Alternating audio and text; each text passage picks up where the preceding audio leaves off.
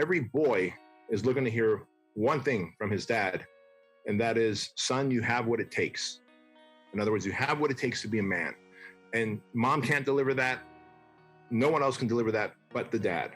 And so many dads are absent because of 50% divorce rate, or of the 50% that are together, they're just emotionally absent, and they were never told that, and they therefore cannot say that to their sons.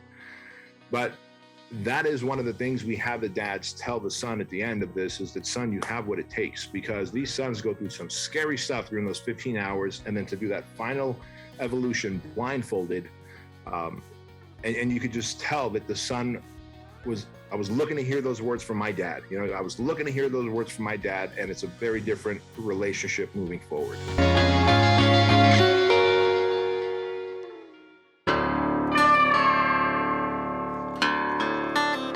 This is the Tom Rowland Podcast. Fascinating stories to amaze, encourage, and inspire you in fishing, fitness, and the outdoors. And we're brought to you by Black Rifle Coffee. I started this podcast as a way to connect with my friends, people that I admire and respect, and you. It has been a learning journey that's made me a better person, a better fisherman, a better father, and a better athlete. I'm so happy that you're on this journey with me, and I'd love to hear from you with show suggestions, guest suggestions, or questions. The best way to get a hold of me is through text. You can text 305-930-7346 for the fastest response, but if you prefer to email, you can send that to podcast@saltwaterexperience.com. That's a dedicated email address just for the show. If you like this show, you can show your support by posting about it on social media and tagging me. Text the link to a couple of friends that may also enjoy it, and subscribe and leave a 5-star review if you feel like I've earned it. The website is tomrowlandpodcast.com, and that is where everything lives. All past shows, you can go and listen to any show. You can look up all the different shows that we've done, both the How To Tuesdays, the full links, and the physical Fridays. They all live on tomrowlandpodcast.com. And the social media is Tom_Rowland, ROWLAND, on Instagram, or you can go to our big account, Saltwater_experience. I hope to hear from you soon. So now let's get on to today's show. Hey friends, I'm Bedros Keuilian, and this is the Tom Rowland Podcast. Bedros, welcome to the show.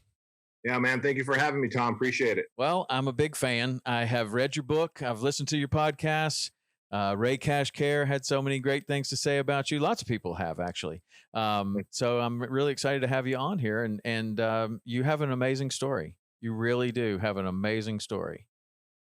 Yeah, well, I got to tell you, I kind of feel like the Cinderella man sometimes, where I've lived two very different lives in this great country of ours. Yeah. Well, would you mind kind of walking us through your story, all the way from the beginning, I think, because I think it's really important just for people that may not know who you are to set the stage here. Yeah, you bet.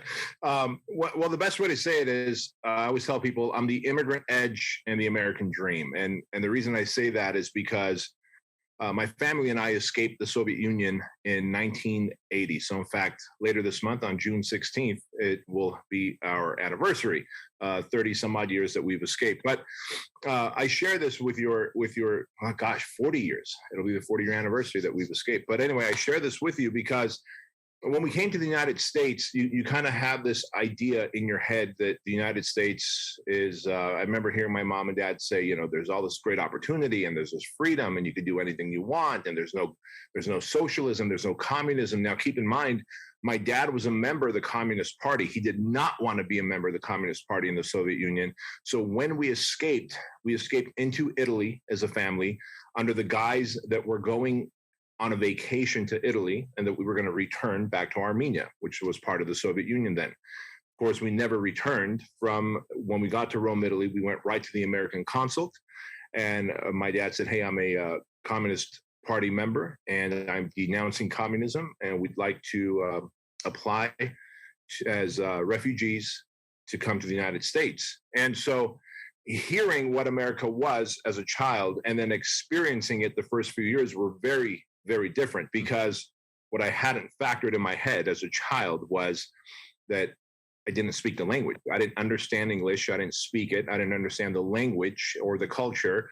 Uh, yes, it is the land of opportunity, and stores. I remember one thing my mom and dad would say is like stores have food around the clock in them, because where we come from, you have to wait in line for hours when food is delivered to a grocery store. You might get to the front of the counter. Sorry, we're all out. And so you kind of have to deal with it. Water was rationed in Armenia, gas was rationed, electricity was rationed. And so everything was available here in the States, with one exception, if you had money. So we not only didn't understand the language or speak it or understand the culture, but we were also broke. And so you might imagine, for me, it was a very big culture shock, because my dad being a member of the Communist Party, we were pretty well off. We were as well off as you could be in a third world communist country. And so we get here and I'm like, well, this sucks. You know, I'm getting bullied. I'm getting beat up. I'm being made fun of. We lived in Section 8 housing. My mom and dad and my older brother, older sister all worked multiple jobs to make ends meet. Thank God there was Section 8 housing, which is government assisted housing, food stamps, et cetera, which helped us get by. But we kept moving around from one apartment complex to the next, one filthier than the other. In fact, within about a year of being here in the United States, Santa Ana, California, one of the apartments we lived in was so filthy, so dirty that I remember some nights I would wake up because I would feel things crawling on me and there were cockroaches, and I would just have to like shoo them off of my body and, you know, start like crying and freaking out as a kid. And that same apartment complex, I got lice, and my mom and dad couldn't afford lice treatment. You know, we were literally living off pennies, and every penny mattered. And so my mom had my dad siphon out gasoline from a parked car, and she washed my hair with gasoline, because the alternative was to pay $3 for lice treatment at the drugstore, and we weren't about to do that. I share this with you because I grew up in a lot of adversity. I grew up in a lot of broke mindset. I would hear my dad constantly say, we keep running out of money before we run out of month. And so he would have to pick and choose whether we're paying the water bill or the electricity bill in whatever apartment we lived in. And that's with government assistance. I share that with you because all of those adversities that we dealt with, being an immigrant, a foreigner, getting picked on and bullied and not having enough money and wearing funny clothes and hand-me-down furniture, et cetera, all that adversity turned out to be an advantage in my life, because as I grew up and learned the language and understood the culture and started working and made money and then became an entrepreneur and really created wealth, I realized that what I was experiencing in this country was the true American dream. And that American dream is available to all, even now, more than ever, actually. And we can talk about that later if you want. But had it not been for the adversity that I experienced as a young man growing up in this country, the adversity that you experience as an entrepreneur coming up, building a business, experiencing failures and debt and competition and market crashes, I feel like I was well equipped to deal with that from a young age because of the training that I got as an immigrant. And so truly, I'm the immigrant edge in this American dream story, the Cinderella man, if you will. So grateful for this country, and my mom and dad, you know, to risk their lives and in their 40s to come to a new country and bring their family so that their kids could have a great opportunity like I've had. It was just, what a blessing, man. Yeah. Wow, that's incredible. One of the things that I talk about a lot of times is weakness sometimes is strength, and that story is, you couldn't have encapsulated it better than that, about how something that's perceived as your greatest weakness eventually turns out to be your greatest strength. You know, and you have lived that all the way, you know, to today, and we haven't even gotten to the rest of your story, which I know, but the audience doesn't. The immigrant mentality has helped you in work ethic and so many other things. When did the entrepreneurial spirit start with you? Well, you know, I guess it kind of started when I was younger, because my dad in the old country was a tailor. And again, everybody works for the government. So he worked in a men's suit manufacturing plant where he made men's suits. And so when we came to the United States, while he had all these different jobs, he was pumping gas at an Arco, delivering newspapers in the middle of the night, worked at a pizzeria in the kitchen in the afternoons, he realized that none of that is really going to be a career for him. What would be a career if he could save up enough money to open up a little tailor shop in Anaheim, California, and he would start, hemming clothes and, doing what a tailor does. And so as he opened up that little tailor shop, he bought a failing tailor store from a guy who this is a crazy ass story, man. The place was called Joseph's Tailoring. And I forget what it was being sold for, but it was a tailor shop that in the back was all these different sewing machines and everything a tailor needed. In the front of the shop was men's clothing. So brand new suits, brand new jeans, like at the time, I think it was like Levi and Jordache and whatever, and men's shirts and ties. And so I think it was selling for like $15,000, the whole store, right? And my dad was like scratching his head, like, this is a smoking deal. I remember him and my older brother talking about it. My older brother's 15 years older than me, so substantially older, and I could hear them talking about it. Well, we found out later why my dad got such a good deal for this business. The previous owner who sold it to my dad had a gambling addiction. And he had gotten into debt to all of his customers. He was borrowing money from his rich customers and then gambling it away. And so he just wanted to get rid of the store, get rid of the lease, and another 15 grand in his pocket. Like the inventory alone cost like 30 grand. And so my dad was like, geez, I wonder why. Well, soon as people came in to collect on their debts, and now there's a new owner, my dad pieced it together. And so this business had a very bad reputation. And it took just over 2 years for my dad to get it to kind of stand up on its own, and for the word to get out that, there's no social media back then. So word had to get out through people that it's under new ownership, and the tailor cares, and he's really good at what he does. And before you know it, he built this business. He was there 12 hours a day, 6 days a week, but it ended up buying him a home, a couple of rental properties. He was able to, roof over our head and food in our stomachs. But more than that, after school, I would go there rather than going home. My mom would pick me up and bring me to my dad's shop in Anaheim. And by this point, I kind of developed, I guess being the youngest, I learned the language the quickest and was able to lose my accent. And so my dad's like, hey, you're working the front counter. And so, when someone comes to pick up their pants where my dad had to replace the zipper or fix the hem or maybe fix a cigarette burn, he would tell me like, hey, try and sell them a pair of socks or a tie or something else and so I would try and I would learn entrepreneurship. I would learn salesmanship. I would learn rapport building. And I guess it didn't help. It didn't hurt that I was young and small and cute.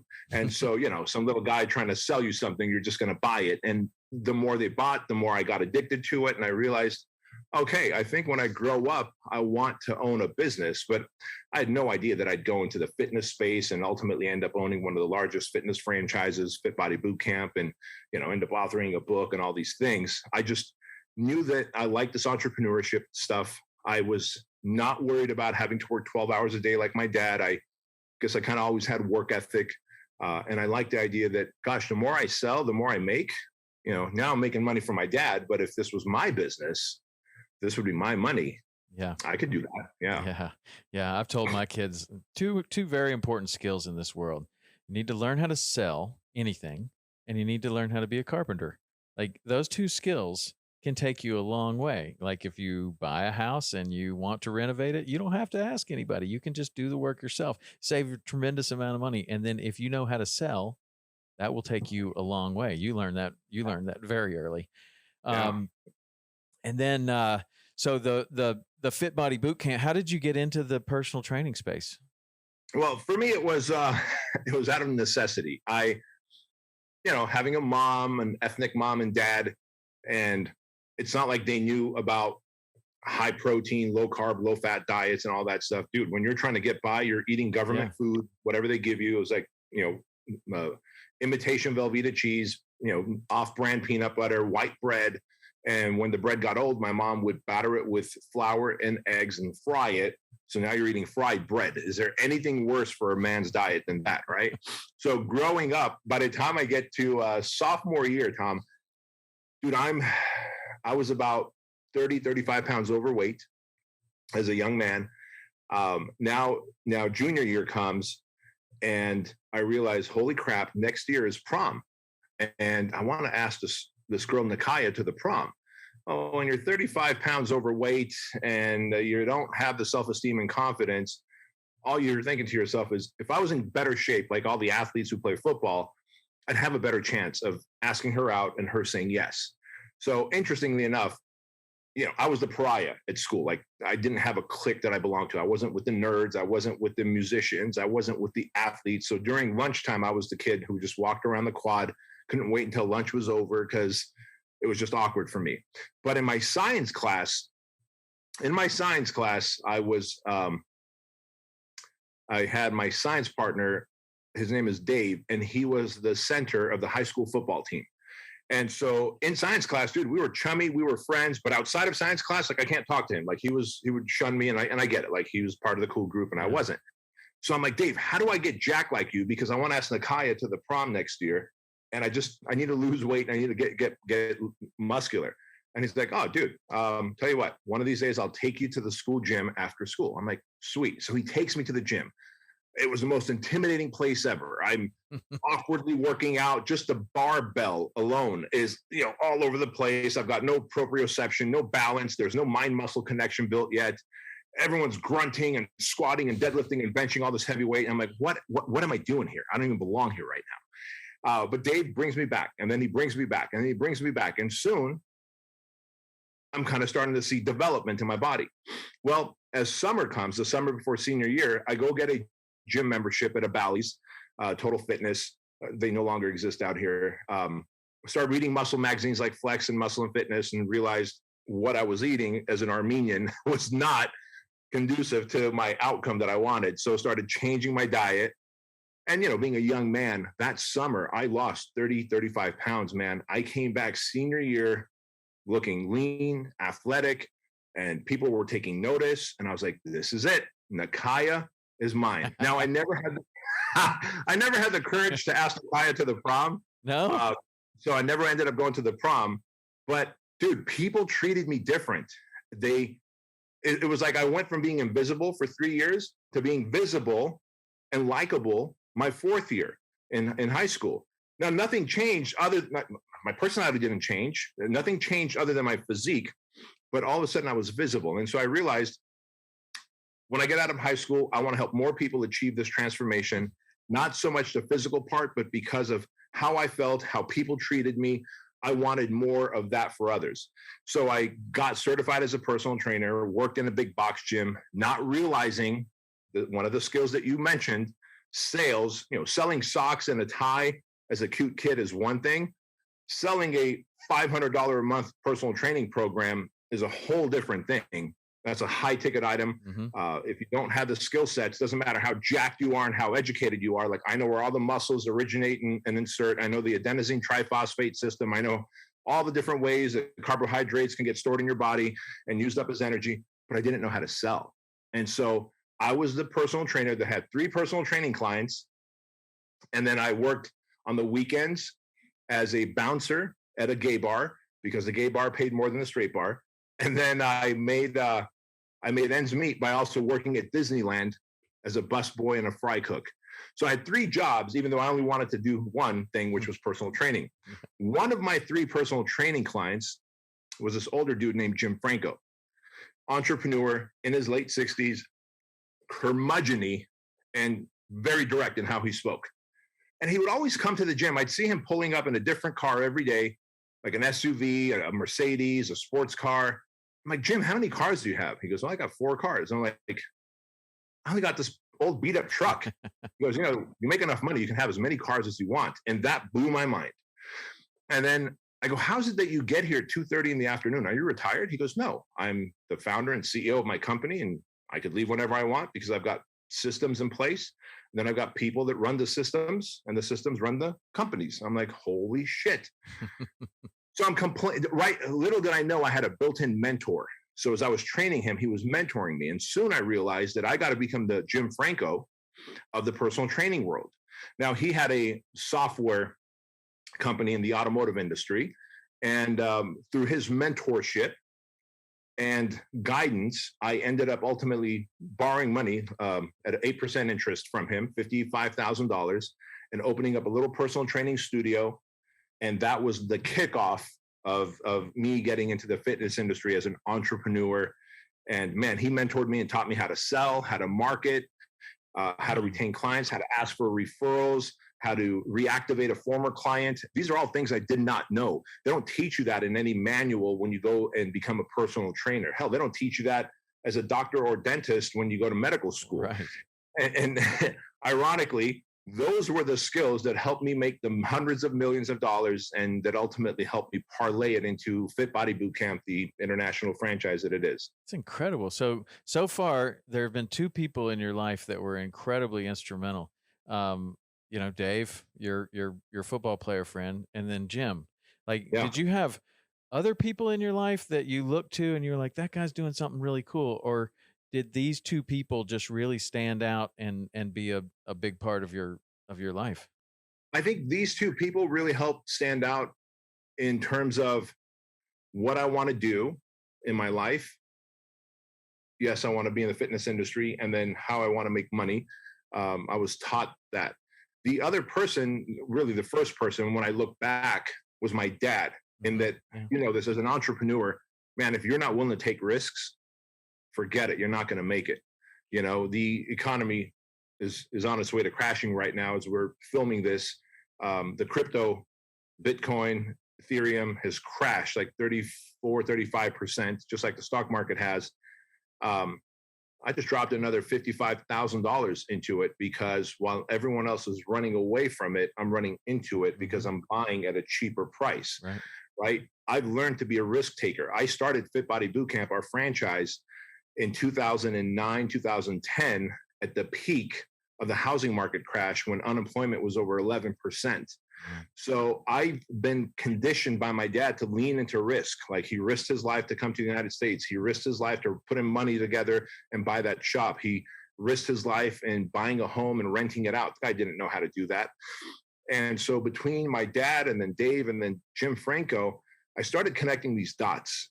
And the dots were that mentors are important in your life and that no man is self-made. Like, when people go like, man, I'm self-made. It's like, no, you're not, dude. First off, if mom didn't feed you and change your diapers, you'd be dead. So right there, you're not self-made. And then if dad, and by the way, some people go, well, my dad wasn't around. You're welcome. You're welcome, because he taught you that you can survive on your own, that you can be resilient, that you can be resourceful, that you can do it on your own, but you're not self-made. Like, there's still things to be learned. Some people are an example. Like, my dad was an example of how to be a risk taker. Some people are a warning. Either way, no one person is self-made. No one's born in a bubble and raises themselves in a bubble. And then through all these mentors that I had, I quickly realized, well, there's got to be someone out there who's running gyms better than me. So I started looking for that mentor. There's got to be someone who's a better speaker than me, which was easy to find because I was a horrible speaker. And so I started finding mentors who are professional speakers, and I would get coaching from them. I'd pay them for their coaching, and I'd pay them to teach me marketing. Before I know it, I'm paying Joe Polish and Frank Kern and Dan Kennedy and Jay Abraham. And I got all these mentors that I'm buying courses from and getting coaching from. And each one is stacking on top of the other to make me this ultimate entrepreneur with this mindset of I will stop at nothing to succeed. And I guess the fortunate thing for me was that because of Dave, my dad, and then Jim Franco, by my mid-20s, I knew that mentorship was the fast track to success in anything you want to do. Man, that is awesome. So part of what I wanted to talk to you about today was the Modern Day Night program, which is basically mentorship, right? Correct. Yeah.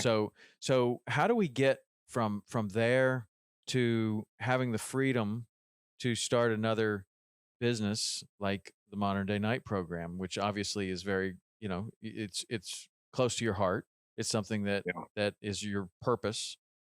You're following your purpose, but a lot of people are mired in being the CEO of Fit Body Bootcamp, which is obviously doing incredibly well. How do we go from this point in the story to where you have the freedom to start looking at other things like the Modern Day Night program?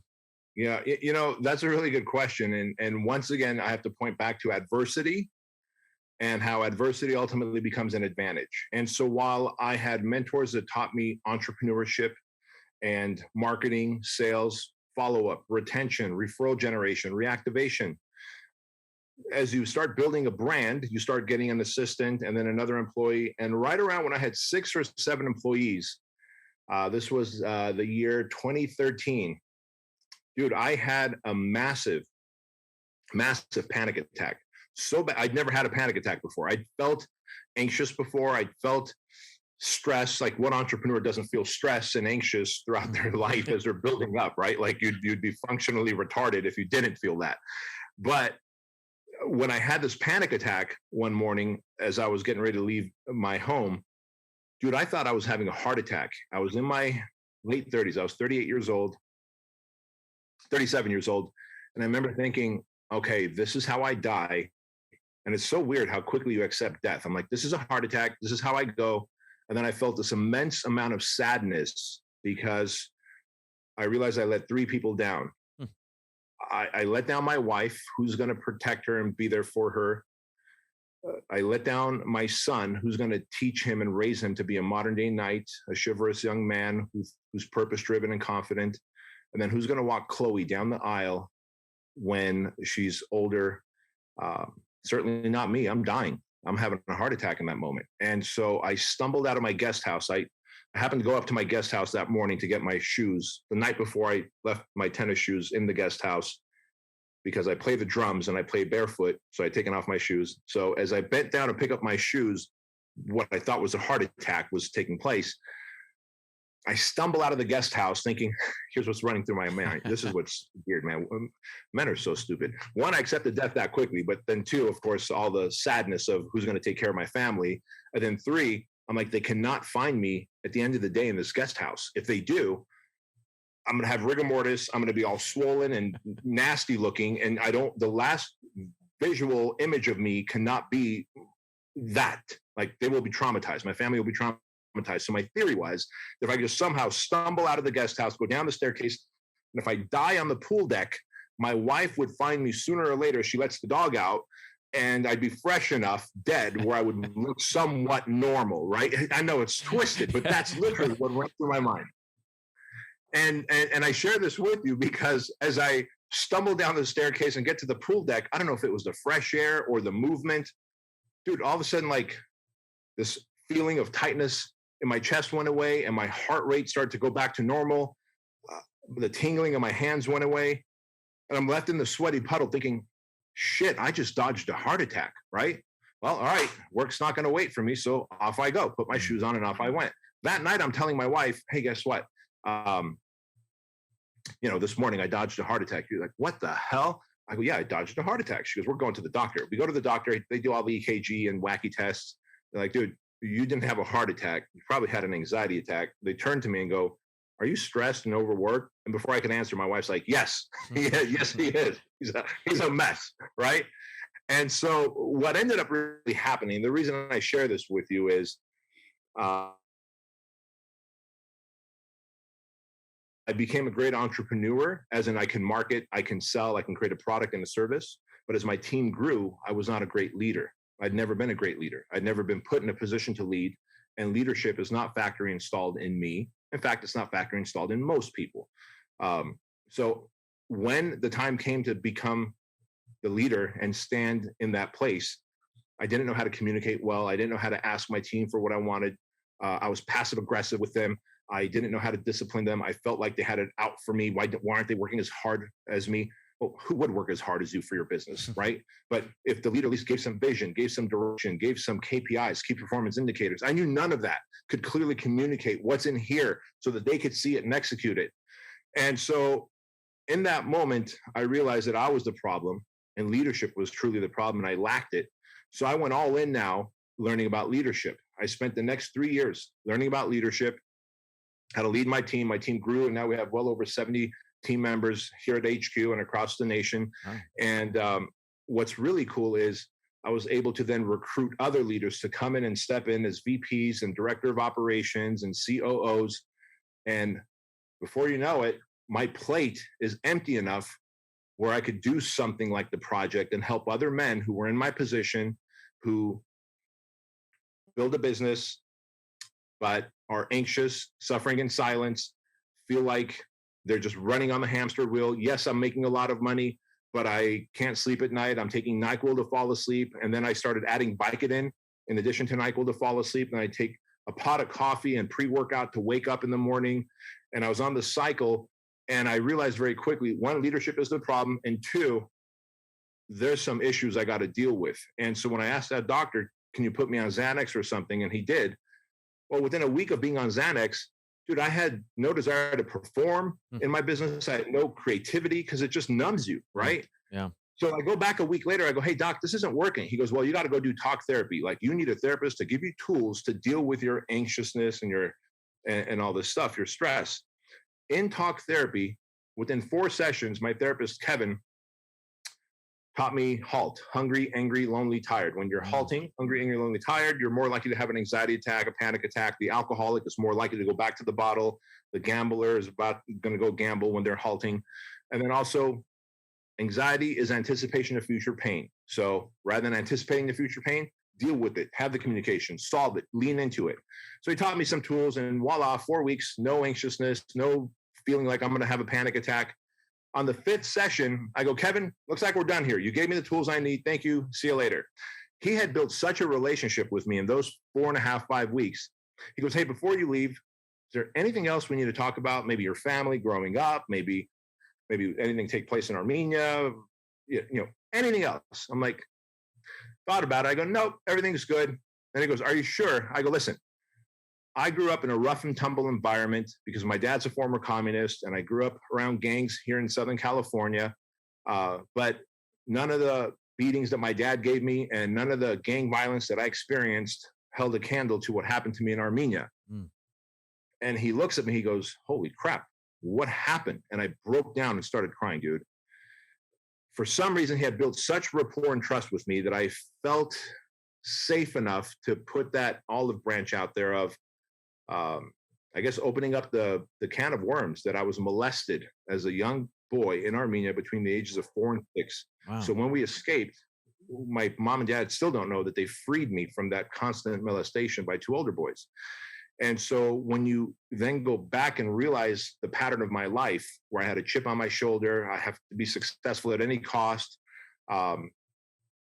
felt like I was unlovable. So I was sabotaging my own success, poor communication, and all this stuff was really a byproduct of the trauma that I had experienced, never processed through, and walked around with a chip on my shoulder as a victim, as a broken man trying to shelter and protect myself with money and wealth. Wow. And that really doesn't work. And so many men do that. And so as I healed and I put myself through all these 6-week challenges by training for 6 weeks, running a marathon, training for 6 weeks, doing MMA and jujitsu and you name it, I realized there's something about putting yourself through voluntarily suffering and adversity, and then also working with the therapist or working on your own traumatic situations and healing from it. As I did, I became a better husband, a better father, a better entrepreneur, a better leader. Fit Body Bootcamp hit the Inc. 5000 list 2 years in a row. 3rd year, it hit top 200 franchises in the nation. 4th year, we hit like record numbers. And I'm like, that is not a coincidence, man. The leader healing, the business skyrocketing, the relationships blossoming were all at the same time. And so as I wrote my book, Man Up, in 2018, I talked about working with the therapist. I talked about doing these 6-week challenges and putting yourself through hardships for periods at a time, and how you grow from it, how you meet your higher self, how you realize a greater level of mental toughness and discipline. And I call it the other place. You go into that other place, the other room, where you become unstoppable. Every one of us have that, but we need to deal with some level of adversity to get there. And so all these guys started to reach out to me as they read my book and said, hey, you ought to put together some challenge, some experience where we could experience that. And so that's when I decided that I'm going to find a Navy SEAL who can be my lead instructor. And then I already had this angry Marine who was a coaching client of mine that he could be the other lead instructor. And now I need some guy to teach MMA and fighting. So everything that I did through my challenges. So I wanted to be this 3-day experience where a Navy SEAL is putting you through a hell week-like experience, while this Marine is just tearing you apart, while the MMA guy is teaching you fighting, and then a SWAT guy is teaching you pistol and rifle manipulation. And then I would teach the mindset, business development, and creating a routine to win in life, right? Structure. And the 5 instructors of us ran our first project class for men. I just put up a post, no website, nothing. I said, hey, it's $12,000 for 3 days. I'm looking for 12 men for $12,000 per person to come and go through this 75-hour experience with the Navy SEAL, an angry Marine, a SWAT operator, an MMA guy, and me. There's a bell. If you ring it, you quit. But if you make it to hour number 75, we're going to an awesome steak dinner together, and you're part of this amazing brotherhood. That was almost 3 years ago. And since then, we've run 14 classes. Wow. Over 135 men have graduated the project. Over 212 men have attempted the project. There's about a 25% dropout rate. They ring the bell and quit. And dude, by the way, I told Ray, the SEAL, I was like, Ray, we do not need a bell. He goes, yes, we do. If you want me to run this like Hell Week, and he used to be a Hell Week instructor, Bud's instructor. He goes, if you want me to run this like Hell Week, we're going to need, I go, look, those guys volunteered to go through this, so it's easier for them to quit. These guys are paying 12 grand a piece, and it's only 3 days. They're not going to quit after paying that kind of money. He goes, I will make them. I'm like, all right, we're not going to need it, but bring the bell. Dude, I was blown away when guys would just get up from the beach or the asphalt or the mud pit or the ice bath. And I go, where are you going? I'm going to ring the bell. I'm like, no, don't. Like, I try and talk them out of it. It would maybe last 20, 30 minutes, and they get right back up and go ring the bell and quit. So since then, sadly, we do have ringers. But the Modern Day Night Project builds mental toughness, personal discipline, helps every man, for lack of a better term, unfuck themselves, because 1 out of every 4 men have been sexually abused. 1 out of every 3 men have been physically abused and verbally abused. No matter the abuse, physical, verbal, sexual, emotional, it lights up the fight or flight system in the brain, and it creates trauma that then creates a false identity. Whether we're unlovable, we're not meant for success, we start to upper limit in how much happiness we invite into our life, how much love we can accept. So that's how we tear up our relationships, and we tear up our business success, because we feel our identity is not going to allow us to get to millions. I'm not supposed to be there. I'm a messed up person. And so the project works on every category of man in those 75 hours, and those who graduate are part of an ongoing brotherhood, and we connect twice a year in person, and we have a private Facebook group, and it's just this awesome healing experience. And I love that. I did a similar thing before you had done the Modern Day Night program.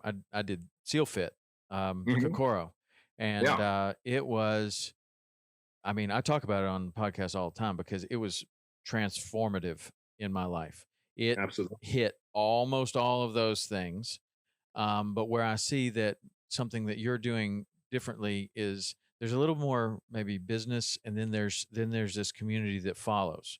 And Ray had talked about the community, and I also had Rich Vanek on the show, and he talked about the community that follows this Modern Day Night program. And when I finished SEAL Fit, I reached out to as many of the people that I could connect with, and I've stayed in contact with a few, but not all. And I wish I had, because we went through some things that only we will know. And it was real. It rocked you to the core, stripped you down to absolutely nothing. And then because of the people around you, you were built up and taken through. And it was interesting. This is another thing that I've talked about a lot. So if you've listened to this a million times, sorry, but SEAL Fit, we were encouraged to talk and help each other. Then I did another one called Go Ruck Selection, where you're not allowed to talk to anyone. You cannot talk to anyone. It's a violation if you try to help anyone. Well, I made it through SEAL Fit easily. I mean, I say easily, I breezed through or whatever, with the help of all my new friends. And in Go Ruck, we were doing almost the same thing, and it was much, much, much more difficult. Now, I learned lessons from both, that it's easier to succeed when you have a team around you. Correct. And if you try to Rambo this life, it's very, very difficult. And I like the way you just said it. If you try and Rambo this life, it's very difficult. We are tribal. we are a pack animals, and anyone that goes back to what we said earlier that thinks I'm a lone wolf or I'm a self-made and I'm an island, you're going to suffer. Yes. And you suffering is one thing, and a lot of people can suffer and be somewhat successful. But when you have this team and you learn that at your darkest moment, helping someone else will lift you up more than anything else that you could do. Yeah. That's a big lesson. But I really like what you're doing with embracing the business and what you know about business and the entrepreneurship and the routine and the habit, and how you're going to get this incredible momentum from this program, and you're going to unlock parts of your brain and your potential that you didn't even know that you have.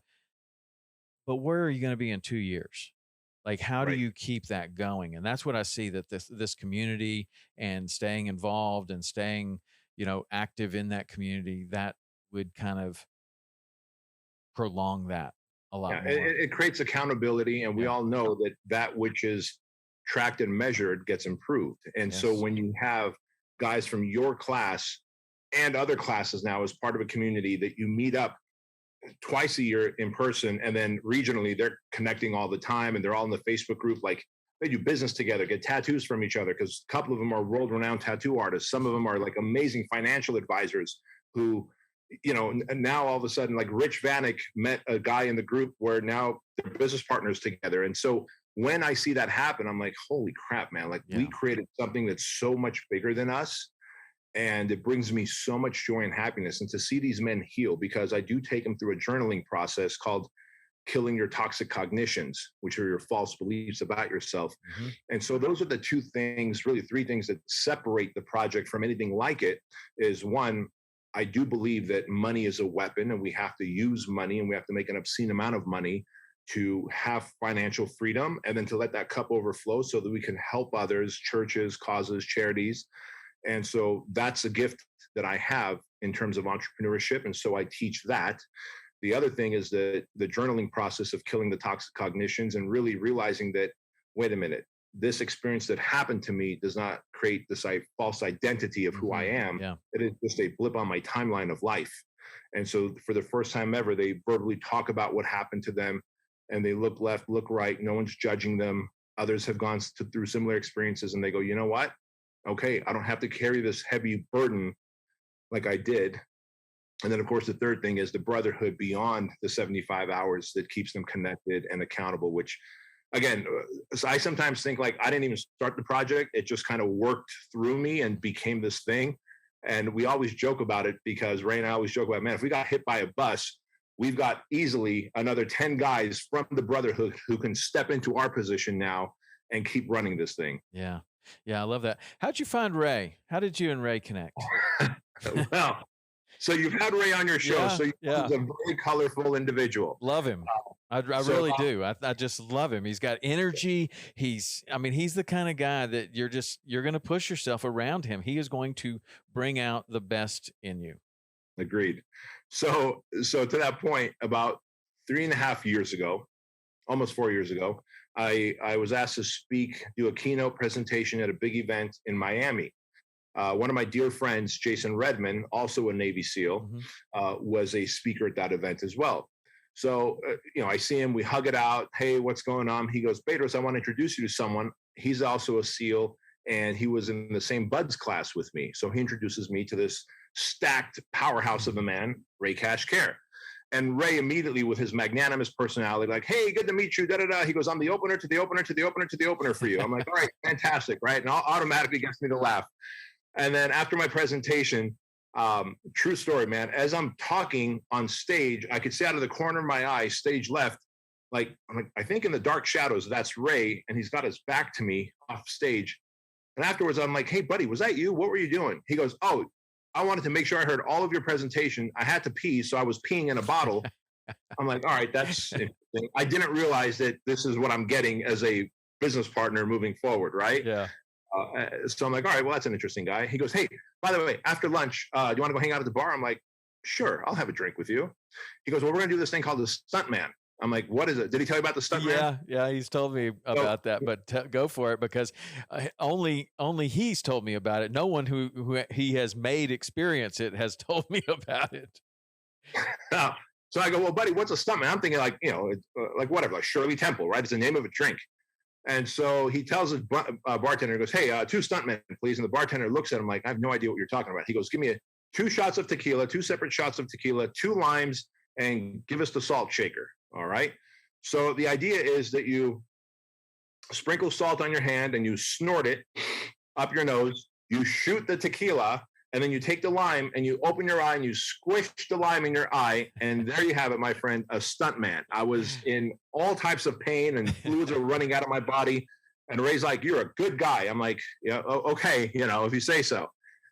And I said, hey, listen, what do you do right now? If you're not, like, are you an active SEAL? He goes, no, I work for the 3-letter agency. I was like, okay, got it. He goes, I still go on deployments for that 3-letter agency. Okay, check. Now we know that I got him to quit with the CIA. And so as a contractor for the CIA, he would constantly deploy. I said, look, I'm looking for someone just like you who knows fitness, who's a larger than life personality, who's kind of got your background for this experience that I want to do in a few months. Can I pay you to do it? He goes, yeah, but it has to be in June or July. Those are the only 2 months I'm here in the States. So that's when we ran that first one, and it was successful. I said, well, Ray, this was successful. I want to run a second one. When are you here? He goes, oh, October, November, I'm back. Okay, great. So we ran one in October. Bigger class, just as successful. I go, Ray, I think we can make this a thing. He goes, really? I go, yeah, but I don't want to do it around your deployment schedule. I want to do it whenever, like, I want to do it 5-6 times a year. He goes, okay. I go, what does that 3-letter agency pay you? And he told me, and I said, you can turn in your resignation. You're hired. And that's how we got into business together. That's awesome. And so there's another element to this story, which I'm very interested in. And I know you just finished a class with the Squire Program. Yeah. So tell me about the Squire Program. Well, again, this whole thing is working through me and Ray, Steve, and Aaron and Matt, the instructors. We can't take any credit for what the project has become and what it spawned as the Squire Program. But 4 or 5 classes in, these men that are graduating are like, oh my God, I've got so much more self-awareness. I can communicate with my wife and my team better. I'm more emotionally stable. I've got more mental toughness. I know I deserve love and abundance and freedom and opportunity. Great. If only I knew all this stuff, how to fight, how to use a pistol, how to shake hands properly with the man, like stand up when you're going to shake hands, make eye contact and shake hands. Like, we teach these things. Like, men, unfortunately, don't know these things. They don't know to open a door anymore and let a woman through or another man through. Or when you're going down on an escalator, the guy stands in the front so that the woman doesn't fall. You can catch her. And then if you're going up on an escalator, you stand behind so she doesn't fall backwards. Like, or when you're walking down the sidewalk, you take the street side as a man. Like, these are just basic things that once I had learned, I wanted to pass on to other men. And every guy would be like, man, I just wish I knew this stuff when I was younger. And you hear that over and over again. Mm-hmm. I go, hey, Ray, what if we created a thing? Oh, and at that time, I was reading Joseph Campbell's book, The Power of Myth. Fantastic book, very dense. So if anyone watching or listening to this is going to read it, don't read it, just listen to it. Listen to the audio of Power of Myth by Joseph Campbell. And then I'm 19 times through it now, just so I can understand it. 19 times through it, really? Yeah, I have OCD. When I want to do something, I lock on, I do it all in. So, which is also a curse. That's a whole other thing. But in his book, Power of Myth, Joseph Campbell talks about how there used to be, for thousands of years, every culture, every community, every ethnicity had a rite of passage for boys, right? Yes. Because a young girl, something very physical happens to tell her that you're now a woman. You have a menstrual cycle and you start developing breasts. You can tell physically that you are now a woman. You have blossomed into a woman. A young man, there's nothing that happens to you and I around 13, 14, 15 years old that goes, you're a guy now. It's like, all right, you get a little hornier, You develop a little mustache, maybe you got some armpit hair, but what's really happening? What is the thing that took place? And so tribes and communities and cultures had created a rite of passage, right? Like the Aborigines would take a young man around 13, 14 years old. They'd steal him from the mom. The dad was a part of this, the tribe of men, and they would take him to the edge of the forest as the sun was going down. They would hand him a knife. They would cut his arm just enough to draw blood, and then they would give him the knife and go into the forest, fend for yourself tonight. The blood is going to obviously attract predators. You've got to find shelter and fire and food and water. Do not come out until the sun comes up, and when you do, we'll be right here waiting for you. Mm-hmm. Now, that young man with that knife, while bleeding, has to go fend for himself, and when he comes out, that was his rite of passage. When he comes out, he now comes out as a man, a young man. Yeah. Oh, I'm getting goosebumps talking about this. Yeah. And he now has got a seat at the table with these men of the tribe where he will now learn to hunt, to fight, to be a protector. He will be in the decision-making seat now along with the tribe. And that's how tribes were tribal, right? Mm-hmm. And this happened in every culture, by the way. There were all different variations of these things. Another tribal in New Guinea, the dad and his close friends from the tribe would wear these evil-looking masks, like the devil. And the mom knew that sometime that day, they're going to come into the house and steal the 14-year-old, 15-year-old boy. And they would steal him out of the house. And the mom fights, no, don't take my baby, don't take my child, he's my son. They take him from her custody. And right outside of the little hut, they beat him up with these scary-looking masks. And they beat him up just enough where they allow him to fight back and win. And when he takes a good ass beating first, and then starts fighting back, and they let him. Yeah. And at some point, the dad takes the mask off his face to expose himself, and then puts it on the boy's face, hugs him, and he says, "Welcome to the tribe. You've now won a seat at the table." That was his, like gangs have an initiation. Yeah. In prison, there's an initiation. The military, there's an initiation. There's always an initiation into manhood. And so that's what they did in New Guinea. And now, again, he's won the right to learn to hunt, to protect, to have a voice, to, either mastery or whatever his skill set is, to be of value to the tribe. But you're no longer a child. You're no longer dependent. You are no longer a liability. You're an asset. Mm-hmm. And so we are missing that in our communities right now. This is why young men who are 34 years old, still living in their mom's fucking basement, have Cheeto dust over themselves, playing video games, and then are so depressed and anxious and can't sleep at night because they're still dependents. They're liabilities and not assets to their family and to the community. This is why we're prescribing 4 times the medication in terms of mood medication that we ever have in this country, because we have declawed and defanged young men, and you still have this need to hunt. Just because you put a lion in a cage does not mean it doesn't want to claw you. It doesn't want to attack you. The trigger of wanting to hunt and chase a prey as a predator is still there. And so then we wonder what happened to our young men. Why are they so what do they call them? Toxic in their masculinity. Yeah. Toxic masculinity should not exist. You're either masculine or you're toxic. You're toxic because you've been declawed and defanged, and you're not allowed to explore adventure and to experience battle. Not battle like let's go to war and kill people. Maybe that as well if you're going to join the military, but battle as in, can you fight the system and create a business amongst competition? Like, I've been in battle in the franchising space, and it feels good to fight a battle and to come home with money and go, wife, I made money. Let's get a bigger house and give our family a better experience and donate to our church and to our cause more. Like, a man has that desire. And when that desire is not encouraged and fulfilled, he begins to get depressed and anxious. And this is what society is dealing with. And so we have committed to the Squire Program. It's a 15-hour experience, same instructors from the project, no bell, way less violence, father and son experience for 15 hours, where the fathers are guiding their sons through this rite of passage. And at the 15th hour, we blindfold all the boys. The fathers guide them through a very scary obstacle course where there's bear traps and razor wire and rusty nails. And the idea is to trust the voice within. Right now, that voice is your dad. And we instructors and our junior instructors give a lot of negative voices from the outside, trying to draw their attention another way. and they navigate this 50-yard obstacle course and get to the other side where their dad takes off the blindfold, hugs them, and welcomes them into manhood, and says that my friends and I now will pour into you as a man, son. And so the Squire program, every class sells out. And we did one in Maine with Ryan Mickler. We've got one in July with Tim Kennedy and Wes Whitelock. We've got one in North Carolina in November with Nick Kononopoulos, and then one in September here in Southern California with the original project crew. Wow. That's amazing. What is it like at that moment when they're taking the blindfold off? Man, so I did this when my son turned 13. He's now 16. But since there was no Squire program, I created this whole experience by going to Idaho. A friend owns a shoot house there.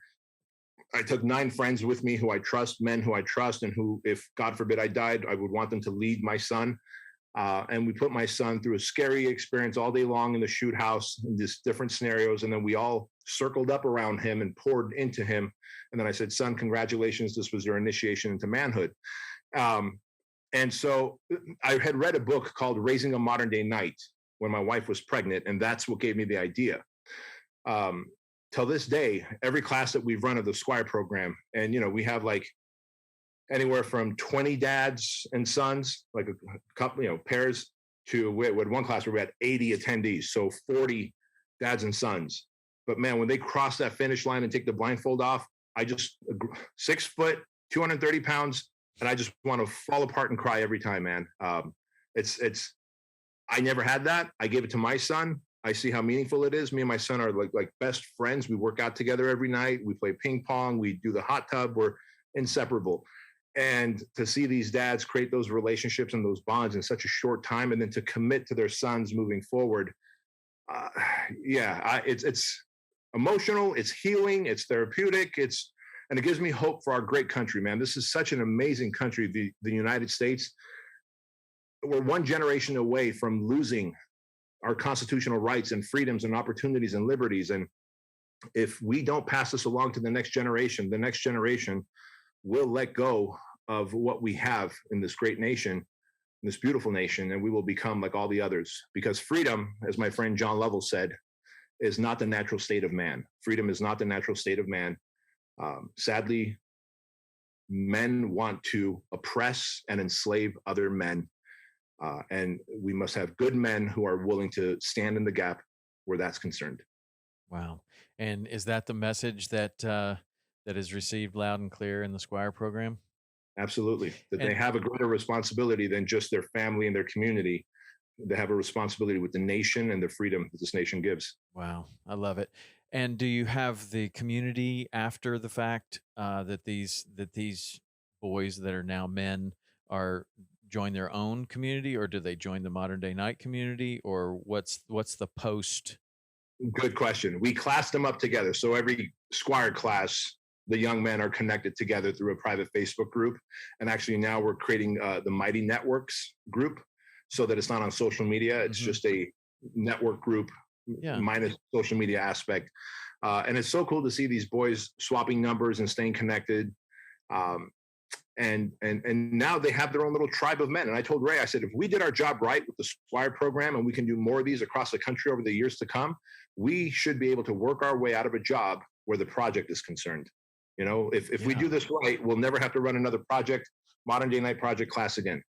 Well, I think it's amazing, both what you're doing with men, having experienced something similar to it myself. It is, no matter where you are in your life, you can learn things about yourself, and it's an outstanding way to do it. I think that what you're doing with the Modern Day Knight program is outstanding, and then to give that opportunity to the boys is incredible. My son did I had such an incredible experience in SEAL Fit that I was looking for something, just like you're saying, like what can my son do? And he did a what they call it, a 20X. And it was like a short 15-hour, 20-hour, or I think it was like 20 hours. So it was half the time of a Kokoro or whatever, but he went through that at 15 years old. And he came out the other side a different person. I bought him a shotgun. I was like, here, you've always wanted this shotgun. Here you go. Here's your shotgun. And it was, I mean, that was his rite of passage of now, you did big boy things. Now you get a big boy toy. Like this, you're no Mhm. longer a boy. Like you now have the responsibility of owning this firearm. You have you're a man, and it was he came away with this new found confidence. He was confident before, but of knowing, well, yeah, I'm a man. And I did what I did this test. I passed this test Yeah. and it was Yeah. awesome. But man, There's a great book out there. God, let me see if I can grab the title real quick. I think your audience would love it. Stand by as I pull up the library here. Wild at Heart by John Eldridge. Wild at yes. Heart. And he says that every boy is looking to hear one thing from his dad, and that is, son, you have what it takes. In other words, you have what it takes to be a man. And mom can't deliver that. No one else can deliver that but the dad.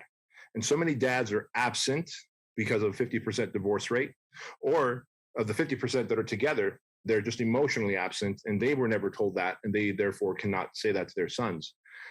But that is one of the things we have the dads tell the son at the end of this, is that, son, you have what it takes, because these sons go through some scary stuff during those 15 hours. And then to do that final evolution blindfolded, and you could just tell that the son I was looking to hear those words from my dad. I was looking to hear those words from my dad, and it's a very different relationship moving forward.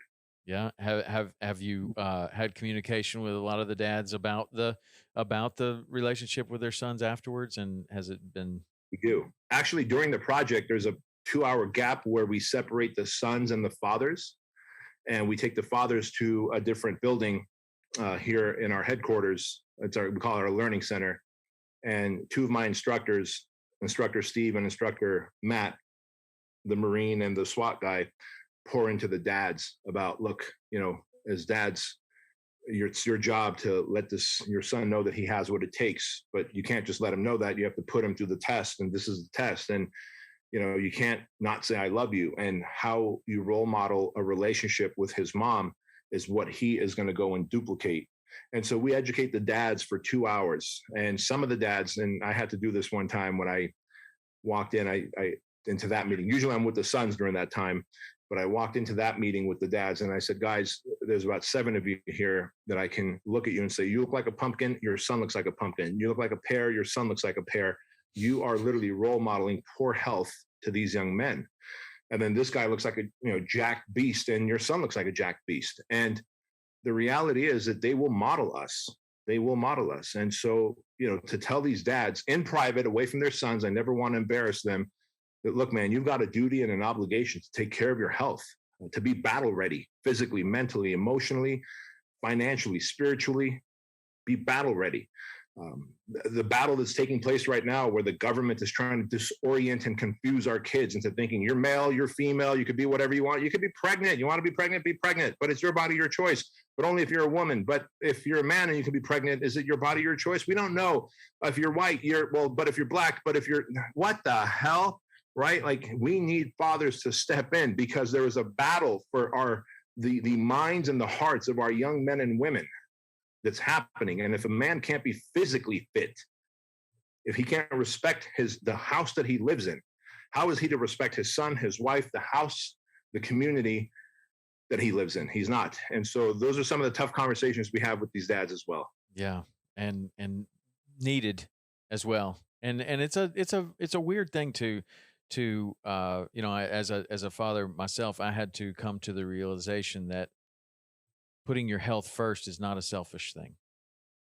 Putting time for workout and putting time for physical fitness, that's not a selfish thing. In fact, that's your duty, that you have to do that in order to take care of your family. How can you be the best if you are not the best? So you may just have to find a different time to do it. You may not be able to do it at your leisure at 4:00 in the afternoon when there's soccer games and wrestling matches and lacrosse games and things like that. You might have to get up at 4:00 in the morning to do it. You create that time. And that's something I feel very strongly about. But I had to come to a whole different realization of, no, I'm not taking this time for myself. I'm doing this for all of the people that are around me. And that was a big change.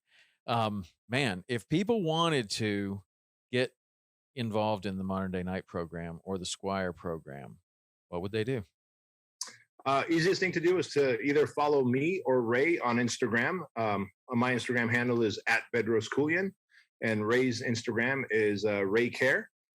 Or they can just go to, they can Google Modern Day Night Project, and our site should pop up, and they can learn more about it. It is the most healing, violent experience that any man can experience. I love it, man.